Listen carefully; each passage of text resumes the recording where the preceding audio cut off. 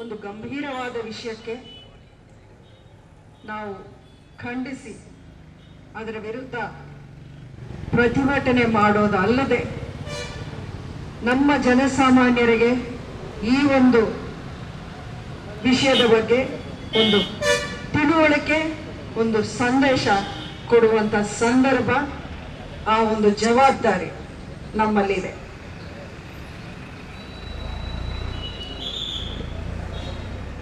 ನಾವು ಎಲ್ಲೇ ಇರಲಿ ಯಾವತ್ತೂ ನಮ್ಮ ಇತಿಹಾಸವನ್ನು ಮರೆತರೆ ನಮಗೆ ಭವಿಷ್ಯ ಇಲ್ಲ ಅನ್ನೋದು ನಾವು ಎಂದೆಂದಿಗೂ ಮರೆಯಬಾರದು. ಒಂದು ಕಾಲಘಟ್ಟದಲ್ಲಿ ನಮ್ಮ ದೇಶದಲ್ಲೇ ನಮ್ಮಲ್ಲಿ ಒಗ್ಗಟ್ಟಿಲ್ಲದೆ ನಮ್ಮ ದೇಶವನ್ನ ನಾವು ಹೊರ ದೇಶದವರಿಗೆ ಚಿನ್ನದ ತಟ್ಟೆಯಲ್ಲಿ ನಾವುಗಳೇ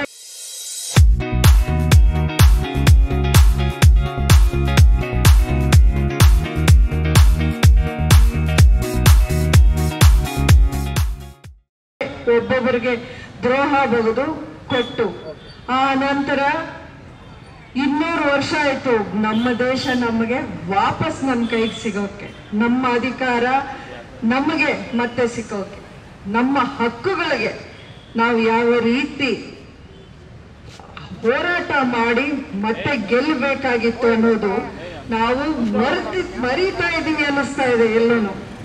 ಇವತ್ತಿನ ಕಾಲಕ್ಕೆ ನಮ್ಮವರೇ ನಮ್ಮ ಸರ್ಕಾರದಿಂದಲೇ ನಮ್ಮ ಬಡ ಜನಕ್ಕೆ, ಜನಸಾಮಾನ್ಯರಿಗೆ, ರೈತರಿಗೆ, ನಮ್ಮ ದೇವಸ್ಥಾನಗಳಿಗೆ, ನಮ್ಮ ಮಠಗಳಿಗೆ ಅನ್ಯಾಯ ನಡೀತಾ ಇವೆ ಅಂದ್ರೆ ನಾವು ಮತ್ತೆ ಸುಮ್ಮನೆ ಕೂತಿದ್ರೆ ಮತ್ತೆ ಅದೇ ಇತಿಹಾಸ ನಾವು ರಿಪೀಟ್ ಮಾಡಿ ನೋಡ್ಬೇಕಾಗಿ ಬರುತ್ತೆ.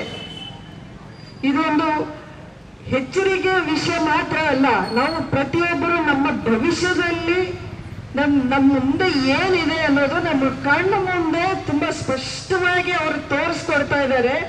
ನಾವು ಅದನ್ನ ಎಲ್ಲೂ ಮಿಸ್ ಮಾಡ್ತಾ ಇದೀವಿ, ತಿಳ್ಕೊಳ್ತಾ ಇಲ್ಲ. ನಾವು ಅದನ್ನ ನಾವು ಗಂಭೀರವಾಗಿ ತಗೊಳ್ತಾ ಇಲ್ಲ ಅನ್ನೋ ಒಂದು ವಿಚಾರ ನಾನು ನಿಮ್ಮಲ್ಲಿ ಹೇಳಕ್ ಇಷ್ಟಪಡ್ತೀನಿ. ಇದು ನನಗೆ, ನಿಮಗೆ ಅಥವಾ ಒಂದು ಪಕ್ಷಕ್ಕೆ, ಒಂದು ಸಮುದಾಯಕ್ಕೆ ಮಾತ್ರ ಸಂಬಂಧಪಟ್ಟಿದ್ದ ವಿಷಯ ಅಲ್ಲ. ಇವತ್ತಿನ ದಿನ ಈ ವಿಷಯವನ್ನ ನಾವು ಏನಾದ್ರೂ ಗಂಭೀರವಾಗಿ ಪರಿಗಣಿಸದೆ ಹೋದ್ರೆ, ನಾವು ಇದನ್ನ ನೆಗ್ಲೆಕ್ಟ್ ಮಾಡಿ ಇಗ್ನೋರ್ ಮಾಡುವಂತ ವಿಷಯ ಮಾಡಿದ್ರೆ ಮುಂದಕ್ಕೆ ನಮಗೆ ಯಾವ ರೀತಿ ಅಪಾಯ ಇದೆ ಅನ್ನೋದನ್ನ ಮಾತುಗಳಲ್ಲಿ ಹೇಳೋಕ್ ಬರಲ್ಲ. ಆವತ್ತು ತುಂಬಾನೇ ಲೇಟ್ ಆಗೋಗ್ಬಿಡುತ್ತೆ, ನಮ್ಮ ಕೈಯಿಂದ ಎಲ್ಲ ತಪ್ಪು ಹೋಗುತ್ತೆ. ಇವತ್ತಿನ ದಿನ ಒಬ್ರು ಜಮೀನು, ಒಬ್ಬ ಬೋರ್ಡ್ ಅನ್ನೋದು ಒಂದು ಸಂಸ್ಥೆ, ಅದು ಆ ಸಂಸ್ಥೆಯ ವಿರುದ್ಧ ನಾವು ಅವರು ಬಂದು ಇದು ಆಸ್ತಿ ನಮಗ್ ಸೇರಿದ್ದು, ಈ ಸರ್ಕಾರ ನಮಗ್ ಕೊಟ್ಟಿದ್ದು, ಅಥವಾ ಇದು ನಮ್ಮ ಹೆಸರಲ್ಲಿದೆ ಅಂತ ನಾವೇ ರಿಜಿಸ್ಟರ್ ಮಾಡ್ಕೊಳ್ತೀವಿ ಅಂತ ಅವರಾಗಿ ಅವರು ಬರೋದಾದ್ರೆ, ಅದರ ವಿರುದ್ಧ ನಮಗೆ ಕೋರ್ಟ್ಗೆ ಹೋಗೋ ಒಂದು ಅವಕಾಶವೂ ಇಲ್ಲ ಅಂತ ಹೇಳೋದಾದ್ರೆ ಮುಂದಿನ ದಿನಗಳಲ್ಲಿ ನಮ್ಮ ಪರಿಸ್ಥಿತಿ ಏನಾಗಬೇಕು ಅನ್ನೋದು ನಾವು ಚೆನ್ನಾಗಿ ತಿಳ್ಕೋಬೇಕಾಗಿದೆ. ಇವತ್ತಿನ ದಿನ ಇದೆಲ್ಲ ಏನಕ್ಕೆ ನಡೀತಾ ಇದೆ? ಈ ವಕ್ಫ್ ಬೋರ್ಡ್ ಅನ್ನೋದು ಇವತ್ತಿಂದೇನಲ್ಲ, ಇಲ್ಲ ಇದೆ, ನಾವೆಲ್ಲ ಹುಟ್ಟಿದಾಗ್ಲಿಂದನೂ ಇದೆ. ಬಹುಶಃ ಈ ವಕ್ಫ್ ಬೋರ್ಡ್ ಅನ್ನೋದು ಈ ನಿನ್ನೆ ಇವತ್ತು ಹುಟ್ಟಿದಾಗ, ನಾವು ಯಾವ ಸಮುದಾಯದ ವಿರುದ್ಧ ಅಲ್ಲ. ಸಮಾಜದಲ್ಲಿ ಎಲ್ಲರೂ ಬೆಳಿಬೇಕು, ಎಲ್ರಿಗೂ ಸಮವಾಗಿ ಅವಕಾಶಗಳು ಸಿಗ್ಬೇಕು. ಹಾಗೆ ಅಂತ ಒಂದು ಸಮುದಾಯನ ನೀವು ಓಲೈಸೋಕೆ ಇನ್ನೊಂದು ಸಮಾಜದ ವಿರುದ್ಧ ಅಥವಾ ನಮ್ಮಲ್ಲೇ ನಮಗೆ ಒಂದು ದ್ವೇಷನ ಹುಟ್ಟಿಸಿ ಒಂದು ವಿಭಜನೆ ಮಾಡುವಂತ ಕೆಲಸ ಇವತ್ತು ನಡೀತಾ ಇದೆ ಅನ್ನೋದು ನಾವು ತಿಳ್ಕೋಬೇಕಾಗಿದೆ.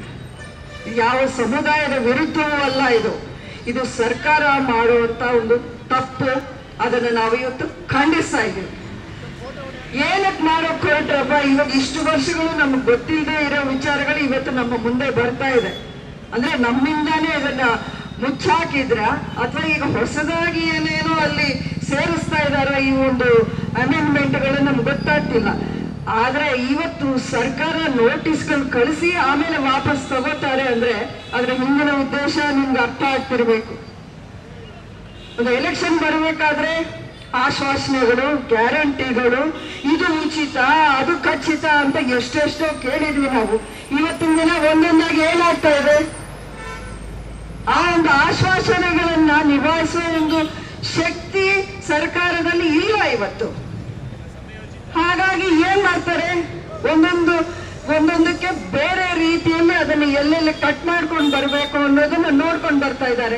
11 ಲಕ್ಷ BPL ಕಾರ್ಡ್ಗಳು ಬಡವರದು, ಅವರಿಗೆ ಅಕ್ಕಿ ಕೊಡೋದು, ಅವ್ರಿಗೆ ಅನ್ನ ಕೊಡೋದು, ಆ ಒಂದು ಯೋಜನೆನ ಇವತ್ತು ಅವರಿಂದ ಕಿತ್ಕೊಂಡಿದ್ದಾರೆ. ಆಮೇಲೆ ಸುಮ್ಮನೆ ಮಾತಿಗೆ ಹೇಳೋದು, ಏನೋ ಒಂದು ಬಡವರಿಗೆ ವಾಪಸ್ ಕೊಡೋಣ ಅನ್ನೋಂಥ ಮಾತುಗಳನ್ನ, ಇದನ್ನೆಲ್ಲ ನಂಬಿ ಎಷ್ಟು ಸಲ ಅಂತ ನಾವು ಮೋಸ ಹೋಗೋದು. ಕಳೆದ ಎಲೆಕ್ಷನ್ ಆ ಪ್ರಚಾರದ ವೇಳೆ ನಾನು ಹೋದ ಕಡೆ ಎಲ್ಲ ನಾನು ಹೇಳಿದ್ದೀನಿ, ಈ ಸುಮ್ನೆ ನೀವು ಉಚಿತ ಉಚಿತ ಉಚಿತ ಅಂತ ನಂಬ್ಕೊಂಡು ಹೋದ್ರೆ ನಾಳೆ ದಿನ ನಾವುಗಳೇ ಫೇಸ್ ಮಾಡ್ಬೇಕಾಗತ್ತೆ ಇಂಥ ಒಂದು ಪರಿಸ್ಥಿತಿನ. ಅದೇ ಇವತ್ತು ನಿಜ ಆಗ್ತಾ ಇದೆ. ಅದಕ್ಕೆ ಎಷ್ಟು ಏನು 10 ವರ್ಷನೋ 20 ವರ್ಷನೂ ಆಗಿಲ್ಲ ಈ ನಿಜ ನಮ್ಮ ಮುಂದೆ ಬರೋಕ್ಕೆ, ಇನ್ನು 2 ವರ್ಷನೂ ಆಗಿಲ್ಲ ಈ ಸರ್ಕಾರ ಬಂದು. ಏನೆಲ್ಲ ಕಷ್ಟ ಜನಸಾಮಾನ್ಯರು ಅನುಭವಿಸ್ಬೇಕಾಗಿ ಬರ್ತಾ ಇದೆ ಅನ್ನೋದನ್ನ ನೋಡಿದ್ರೆ ನಿಜಕ್ಕೂ ನಾವೇನೋ ಮಾಡೋಕ್ಕಾಗೋದಿಲ್ವಾ ಅನ್ನೋಂಥ ಒಂದು ಬೇಜಾರಾಗ್ತಾ ಇದೆ. ಆದ್ರೆ ಸುಮ್ಮನೆ ಕೂತ್ಕೊಂಡ್ರೆ ನಾವು ಮಾತ್ರ ಅಲ್ಲ, ನಮ್ಮ ದೇಶಕ್ಕೆ, ನಮ್ಮ ಸಮಾಜಕ್ಕೆ, ನಮ್ಮ ಸಮುದಾಯಕ್ಕೆ, ನಮ್ಮ ಧರ್ಮಕ್ಕೆ ನಾವುಗಳು ಮಾಡ್ತಿರೋ ಅನ್ಯಾಯ ಆಗತ್ತೆ ಅನ್ನೋಂಥ ಒಂದು ಎಚ್ಚರಿಕೆಯಲ್ಲಿ ನಾವೆಲ್ಲ ಇರಬೇಕು. ಇವತ್ತಿನ ದಿನ ಮೋದಿ ಅವರ ಸರ್ಕಾರ, BJP ಸರ್ಕಾರ ವಕ್ಫ್ ಬೋರ್ಡಲ್ಲಿ ಏನೇನು ಲೋಪದೋಷಗಳಿವೆ ಅದನ್ನ ಒಂದು ತಿದ್ದುಪಡಿಸಿ ಅದನ್ನ ಒಂದು ಅಮೆಂಡ್ಮೆಂಟ್ಗಳನ್ನ ತರಬೇಕು ಅಂತ ಮುಂದಾಗಿದ್ದಾರೆ. ಆದ್ರೆ ಅದಕ್ಕೂ ಸಾಕಷ್ಟು ಒಂದು ಅಡೆತಡೆಗಳನ್ನ ಮಾಡಿ, ಅದರಲ್ಲಿ ಗೊಂದಲಗಳನ್ನ ಸೃಷ್ಟಿ ಮಾಡಿ, ಅಲ್ಲದೆ ಈಗ ಸಂಸತ್ ಇನ್ನೇನು 2-3 ದಿನಗಳಲ್ಲಿ ಪಾರ್ಲಿಮೆಂಟ್ ಅಧಿವೇಶನ ಪ್ರಾರಂಭ ಆಗಲಿದೆ. ಅದರಲ್ಲಿ ಇದನ್ನ ಡೈವರ್ಟ್ ಮಾಡೋಕ್ಕೆ ಏನೇನು ಬೇರೆ ಬೇರೆ ದೇಶಗಳಿಂದ ಇಶ್ಯೂಗಳನ್ನ ತಂದು ಈ ಒಂದು ಇಶ್ಯೂ ಬರದೇ ಇರಕ್ಕೆ ಏನೇನು ಮಾಡ್ತಾರೆ ಅನ್ನೋದು ನೀವು ನೋಡ್ತೀರಾ. ಇದೆಲ್ಲ ಬರೀ ಒಂದು ಸಾಮಾನ್ಯವಾದ ಒಂದು ಸಂಸ್ಥೆಗೆ ಸಂಬಂಧಪಟ್ಟ ವಿಷಯ ಅಲ್ಲ ಇದು ಅದಕ್ಕಿಂತ ತುಂಬಾ ಆಳವಾದ, ತುಂಬಾ ಭಯಾನಕವಾದ ಒಂದು ಇಶ್ಯೂ ಇದರಲ್ಲಿ ಇದೆ. ಅದನ್ನು ನಾವು ಸ್ವಲ್ಪ ತಿಳ್ಕೋಬೇಕಾಗಿದೆ. ಇದು ನಮ್ಮ ದೇಶವನ್ನೇ ಹೊಡೆಯುವಂತ ಒಂದು ಹುನ್ನಾರ ನಡೀತಾ ಇದೆ. ಅದು ಒಂದು ಸಮುದಾಯದ ವಿರುದ್ಧ ಇನ್ನೊಂದು ಸಮುದಾಯವನ್ನು ಎತ್ತು ಕಟ್ಟುವ ಒಂದು ಷಡ್ಯಂತ್ರ ನಡೀತಾ ಇದೆ. ಇದರಿಂದ ನಮ್ಮ ಸಮಾಜಕ್ಕೆ, ನಮ್ಮ ದೇಶಕ್ಕೆ ತುಂಬಾ ಅಪಾಯ ಕಾಯ್ದಿದೆ. ಹಾಗಾಗಿ ನಾವೆಲ್ಲರೂ ಈ ವಿಷಯದಲ್ಲಿ ಒಗ್ಗಟ್ಟಾಗಿ ನಡೆಯಬೇಕು, ಹೋರಾಟ ಮಾಡಬೇಕು, ಬೀದಿಗೆ ಇಳಿದು ನಮ್ಮ ಒಂದು ಧ್ವನಿನ ಎಲ್ಲಾ ಕಡೆನೂ ಕೇಳಿಸ್ಬೇಕು.